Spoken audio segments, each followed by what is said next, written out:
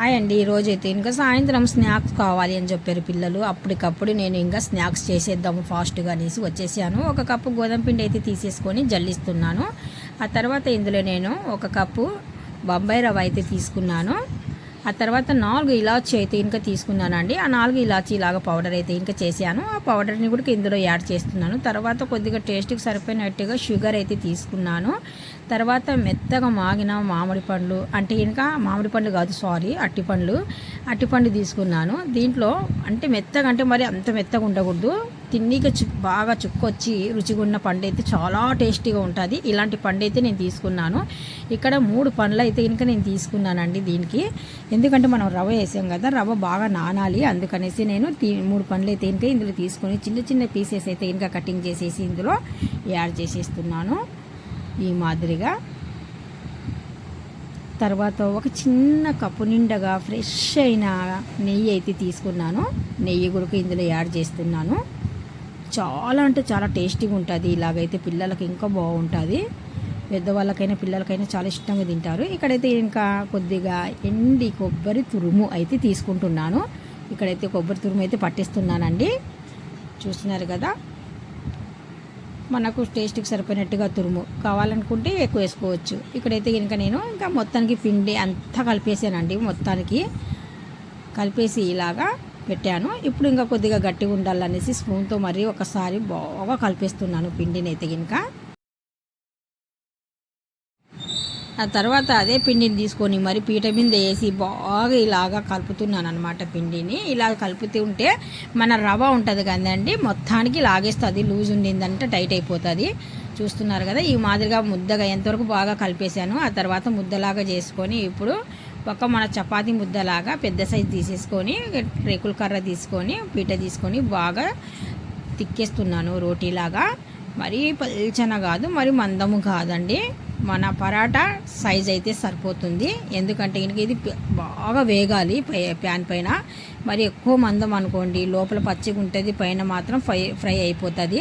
ఒక్క చుక్క నూనె కూడా వేయకుండా నేను నీట్గా వీటిని ఇలాగ తిక్కేసి రోటీలాగా కొద్దిగా మనం తీసేటప్పుడు మాత్రము పండు వేసాం కదా, అరటిపండు కొద్దిగా గమ్లాగా ఉంటుంది కదా, పీటకి అట్టుకున్నట్టుగా ఉంటుంది. అందుకనేసి ఒక పల్చన ఉన్న స్పూన్ ద్వారా తీసుకొని నేను ఇలాగా తీస్తున్నాను. ఇలాగైతే మనకు చక్కగా ఇబ్బంది లేకుండా వస్తుంది. మనం చేతి దీనికి పోతే కనుక గమ్లాగా ఉంటుంది కదా, అత్తుకొని మనకి ఇరిగిపోతాయి అనమాట. అలాగైతే బాగా చక్కగా వచ్చేస్తాయి. మొత్తానికి నేను అన్నీ ఇలాగే చేశాను.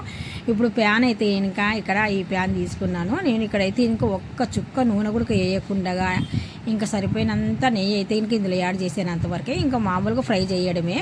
అందుకనేసి ప్యాన్ బాగా హీట్ ఎక్కిన తర్వాత చిన్న మంట మీద కుక్ చేసుకోవాలి ఇవి. ఎందుకంటే కనుక మనం ఇందులో కొద్దిగా మందంగా పెట్టాం కదా, అందుకనేసి కొద్దిగా లోపల వరకు బాగా కుక్ అవ్వాలంటే కనుక చిన్న సెగ పైన ఇవి బాగా కుక్ అయినాయి అనుకోండి, చాలా అంటే చాలా బాగుంటాయి.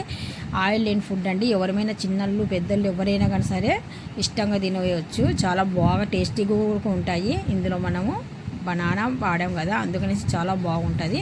ఇంకా మొత్తం రోటీని ఇంకంతానండి. చపాతీలాగా తిక్కడము, ఇలాగ చిన్న ఒక ఏదైనా మూత పెట్టుకొని ఆ మూతతో మనకి ఏ సైజు కావాలనో ఆ సైజు కటింగ్ చేసుకోవడము, ఇలాగ చిన్న మంట మీద ఇలాగా రోస్ట్ చేయడం తీయడము అలా చేయాలన్నమాట. 2 వైపులా మాత్రం చిన్న మంట మీద బాగా 2 వైపులా ఎర్రగా వచ్చేంత వరకు బాగా వేగాలి. చూడండి మనం ఎలా తిరిగేస్తే అలా తిరుగుతాయి అవి. అంత చక్కగా ఉంటాయి. టేస్ట్ కూడా సూపర్గా ఉంటాయి అండి. చాలా అంటే చాలా బాగున్నాయి. మీకు ఈ వీడియో ఎలా కనిపించింది? మీకు ఈ వీడియో మాత్రం నచ్చినట్టుగా అయితే డెఫినెట్గా అయితే కనుక లైక్ చేయండి, షేర్ చేయండి, కామెంట్ చేయండి, సపోర్ట్ చేయండి. మీ ఒక్క లైక్, మీ ఒక్క సబ్స్క్రైబ్ నాకు చాలా అంటే చాలా ఇంపార్టెంట్. కామెంట్ రూపంలో కూడా చెప్పండి మీకు ఎలాగొచ్చాయో అనేసి. ఆయిల్ లేదు కదా, అందుకనేసి చిన్న పెద్ద ఎవ్వరు తేడా లేకుండా తినేయవచ్చు. చాలా బాగుంటాయి ఇవి. సూపర్ టేస్ట్ అండి. చిన్న చిన్న రోటీల టైపు బాగుంటాయి. చూస్తున్నారు కదా, నేను చకచకా చేసేసాను. మా పిల్లలు ఇలాగ అడిగిన వెంటనే ఇలా చేసి ప్లేట్ నిండా పెట్టేసాను. మొత్తానికి ఇంతేనండి. పెద్ద పెద్ద రోటీలు చేయడము, తిక్కడము, చిన్న ప్లేట్తో కటింగ్ చేసుకోవడము, ఇలా ప్యాన్ పైన వేయడము చాలా ఈజీ ప్రాసెస్. చాలా కొత్త వంట ఇది. ఇప్పుడు వరకు ఇలాంటి బనానాతో రోటీ చేసి చిన్న చిన్నగా ఎవరైనా పెట్టారో లేదో నాకైతే తెలియదు. నేనైతే ఇంకా ఇవి మా ఇంట్లో అప్పుడప్పుడు మేము చేసుకుంటాం కదా, అందుకనేసి నేను మా పిల్లలకి అలవాటు కదా చేసి పెట్టాను అనమాట. Thank you so much. నచ్చినట్టుగా అయితే లైక్ చేయండి.